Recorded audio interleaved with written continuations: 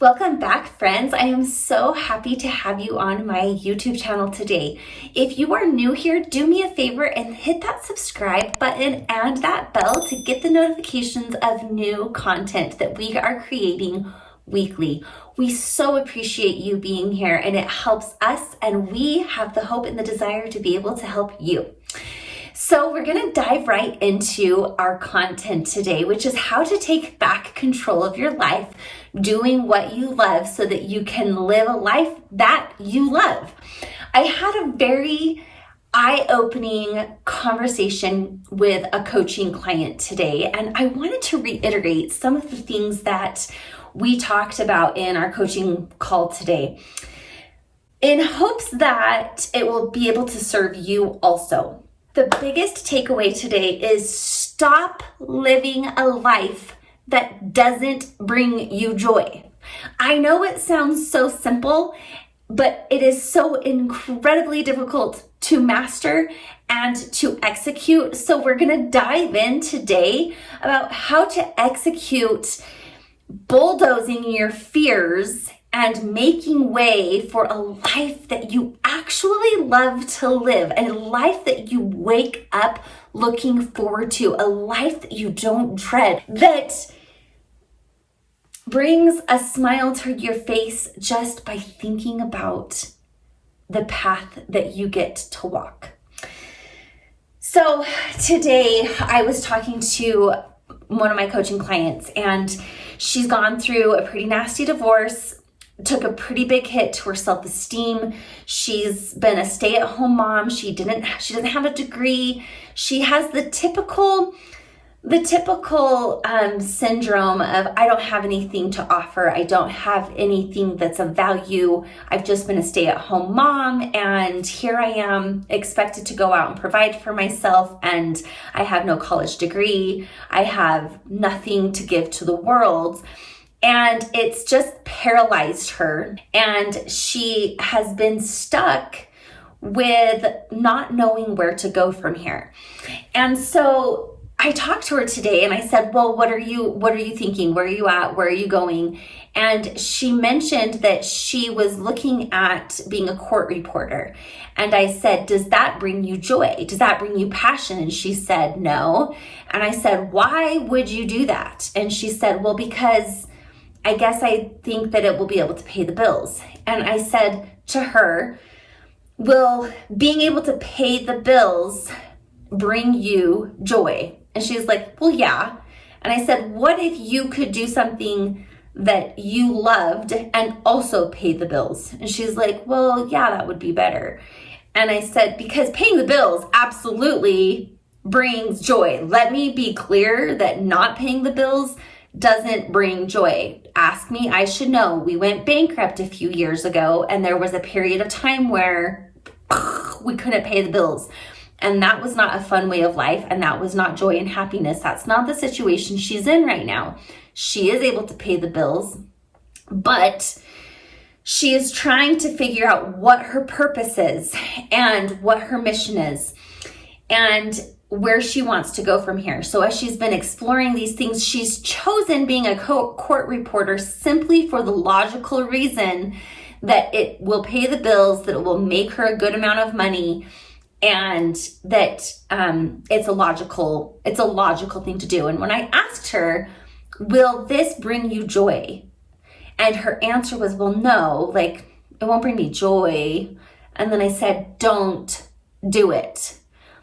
Your life is too short to do something that doesn't bring you joy. My dad, he always said growing up, find something that you love and you will never work a day in your life. And I am a firm believer of that principle. I became a portrait artist and successfully ran that business for 14 years. And I woke up looking forward to my work, but my work was actually my play. And because it was my play, it never felt like work. It was never something that I begrudged or dreaded, because it was something that brought me joy. And when you are doing something in your life that brings you joy, you want to do more of it. So if you can do something to make money and it brings you joy, you will want to do more of that work. Therefore, it will propel you into a place in your life where there is no more drudgery, there is no more despair of waking up another day just to go clock in and punch the pass. And it reestablishes purpose. Because let me tell you this, everybody has the essential needs in life: food, water, air, shelter, clothing, belonging, family, love. Those are our basic needs. But in a second tier of needs is growth, expansion, contribution, and purpose. And where we find purpose, we find a reason to live. Purpose is the great motivator to living. Where there is purpose, there is a reason to live. Take purpose out of life and you take the reason to live out of life. So our biggest fears, things that stop us from actually doing what we love and living the life that we love because we are doing the things that we love, are fear of rejection, fear of failure. Those are our two biggest fears that most people live with. And then close behind that is a fear that you will die with your song still in you, meaning you will die without writing the book. You will die without contributing the song that you had in your heart. You will die without having fulfilled your mission and purpose in life, that you won't leave your mark on this earth. That is a huge fear that people live with, and it really, really starts to kick in your late 30s. And that's where midlife crises come in, because so many people turn around and look at their life and they say, where is my life gone? What have I done with all of my time? And is it too late to do what I've dreamed of doing?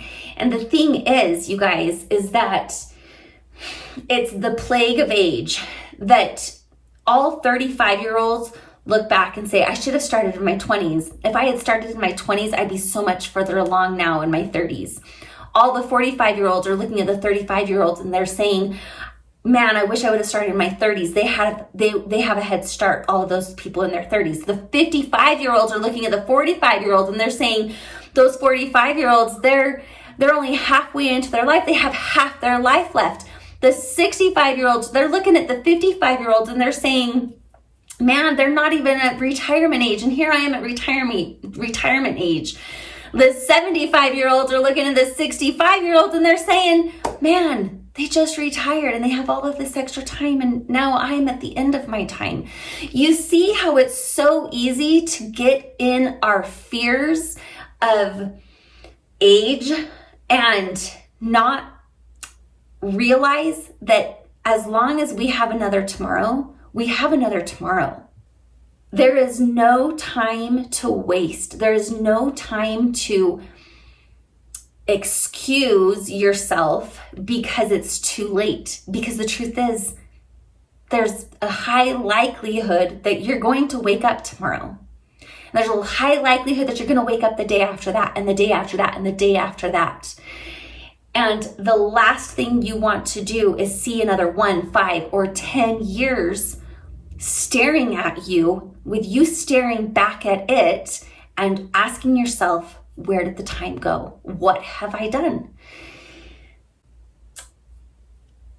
Let me illustrate this by giving you my own example. I'm 38. I just turned 38. I feel old and I've just started down my path that I am absolutely passionate about. I know I'm on the right path. And I have oftentimes, many times, thought it's too late, I'm too old. There's so many people at 38 that are so far ahead of me, and comparison is the killer of creativity. I have caught myself many times saying it's too late for me. But the reality is that it's taken 14 years to get to the point where I was ready to share, to write, to help, to heal, because I needed the education, I needed the experiences, I needed the understanding, and I needed those 14 years to be able to push me into this point where I'm at now. So if you're in the middle of those years, embrace it, because understand that this is growth. If you're not crushing it, if you're not doing what you love or your mission or your purpose, and you're in the trenches of learning, embrace it, because that learning eventually down the road is going to turn into your purpose. What happens when you are controlled by your fear? How do you break free of that fear? How do you unlock that fear? And what is the sister of fear? The sister of fear is paralyzation and immobilization. When we are afraid, our natural response to fear is to freeze. So how do we unfreeze and take that step, take that plunge, take that next thing and embrace the unknown? The best way to describe this is to, first of all, vision where you want to go, what you want to do. If you could have the life where you had it all, the money, the house, the career, the mission, the purpose, if you know what's inside of you that you truly are passionate about, that you truly want, everybody has something. And you knew that there was a way for you to make money doing this. You have that vision of what that looks like. Now, part of the problem, most of the problem, is that people only see what they want down the big picture. They don't break it down into the small bite-sized pieces. You don't take a steak and shove the whole dang thing in your freaking mouth. You bite it into bite-sized pieces so that you can enjoy the process. You can enjoy it longer so that you don't choke and kill yourself, right? So it comes in small pieces. So you take this picture, you take this vision, you take this mansion, so to speak, and you ask yourself, what is one piece of this vision, this dream that I can add to it right now, today? What is one thing? And it doesn't have to be big, it can be small, but what's one thing? And you ask yourself that every single day. What's one thing? What can I do to get one step closer? And the thing is that even if you don't ever reach the mansion or the millions of dollars or the whatever, you're going to reach the end of your life and you are going to see the expansion. You are going to see the growth. You are going to see the steps, the effort, and the journey. And that is a life well lived, is a life where you have grown, where you have journeyed, where you have tried, where you have failed, because failure is not actually failure. Fear of failure is a blindfold. People are so wrapped up in failure that it stops them from taking another step. You start with plan A, and you might go through B, C, D, E, and end on plan Z. But does that mean that plan L, M, N, O were wrong? No. It just means that it wasn't your final destination. It just meant that it led you to the next thing. And that is why there is no such thing as failure, is because it just leads you. Failure is your leader. Failure leads you to where your final destination goes. There's a YouTube video about a grandpa and a young boy who they were at a crossroads, and the little boy said, which way should we go? And they said, let's take this right road. And the road turns out to be a dead end. The little boy says, well, Grandpa, why would God tell us to go down this road that ends in a dead end. That doesn't make any sense. And the grandfather says to him, so that when we turn around and we go down the other road, we will know for sure that that other road is the road that we need to be on. Sometimes we go down roads and meet a dead end, and we automatically put it in the failure zone. We automatically put it and classify it in, that was dumb, we shouldn't have tried that, oops, I'm embarrassed, I'm ashamed. When really, we just need to do a about face, go back, go the other way, and realize that that was just the wrong way. And now we're on a path that is more sustainable, longer. So that is one of my biggest takeaways is, what is one thing, just one thing that you can do today? Who can you call? Who can you reach out to? What can you read? What can you study? Where's there a course that you can take? What coach can you hire? What mentor are you looking for? Where do I need to go next? What is my next step? And to adopt a attitude of the not yet attitude. This is brilliant, and I live and die by it. To adopt the not yet attitude. Let me just give you an example. When my kids come to me and they say, but I don't know how to unload the dishwasher, and they're trying to get out of unloading the dishwasher. Listen to how different that sounds from, I don't know how to unload the dishwasher yet. When we add yet to the end of anything, it gives us the freedom to learn. So the kids, I don't know how to vacuum. I don't know how to vacuum yet. I don't know how to do yoga. I don't know how to do yoga yet. I don't know how to be a millionaire. I don't know how to be a millionaire yet. I don't know how to write a book. I don't know how to write a book yet. I don't know how to go back to college. I don't know how to go back to college yet. I don't know how to pay for that car. I don't know how to pay for that car yet.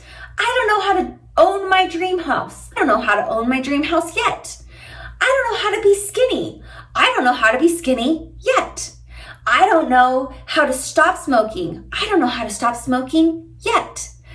Do you see the difference in just one word when we add it to the end of these sentences? It is extremely powerful because it gives you the power to make change, to learn what you need to learn, do what you need to do to have the things that you want to have. So that is where I am going to leave you today, you guys, to have the life that you want to live, that you love to live every single day. Do what brings you joy. Take one small step towards that thing every single day. And as you take one step towards that thing will grow. And adopt a yet attitude, a not yet attitude. And those two things will wildly unlock the prisons that are stopping you from having everything that you want, from living the life that you want. And don't forget, head over to my website at freedomfix.com.